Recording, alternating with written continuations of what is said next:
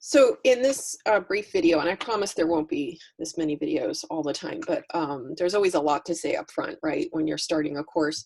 Um, the I want to talk a little bit about why we study media law and why it is a required class in the husband school. And there are a lot of different reasons to study media law right now, but obviously the first reason we want you to be studying and know something about media law is so that you know your rights.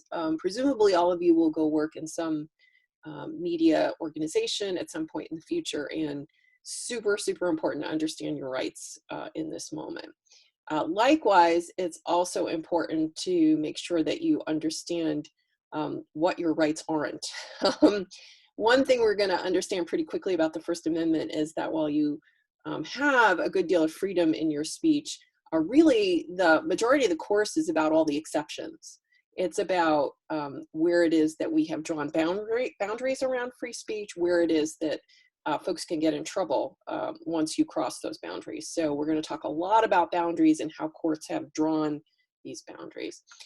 So that's kind of the very basic reason we study media law and why it's a required class at Hussman. I study media law because it's fascinating. Because, as I said in the prior video, it touches us from the moment we get up to, the moment we go to sleep, right? The moment you open your smartphone and begin to engage with the world, media law is present. And so I'm hugely interested in a lot of how it is we're going to change the law over time. And indeed, I think there are going to be changes coming up ahead to deal with problems around mis and disinformation. How do we do that and also protect the values that we have under the First Amendment? How do we think about a media environment that's so controlled by the platforms, by the Googles and Facebooks and Twitters of the world? They have such a huge impact on our discourse. They are private actors, essentially, who are able to control just about everything we say. And they do that with the help of artificial intelligence and algorithms, right?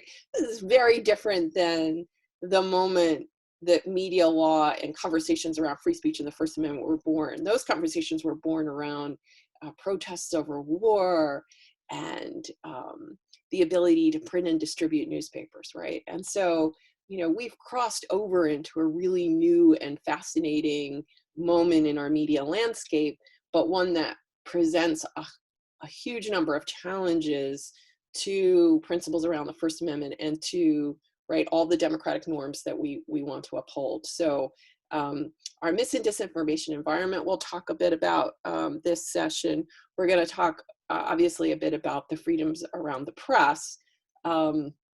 We've got a press environment right now that's under attack from various political forces. Those who practice journalism have been told they were the enemy of the people. And the public itself is distrustful of the media. So what does that mean to our freedom of speech and our freedom of press when we have that kind of a landscape? We'll touch on that a little bit as we look at the cases. So power of the platforms, power of the press, we're going to look at the decline of local journalism has had a huge impact on free speech, right? And free press and what it is that people actually know about what's going on in their world. So all of these things really impact the First Amendment and those traditional values around free expression. We're going to read some cases. We're going to read some current cases. We're going to talk about some old cases. So for all of these reasons, I think media law, this is an amazing moment to study media law.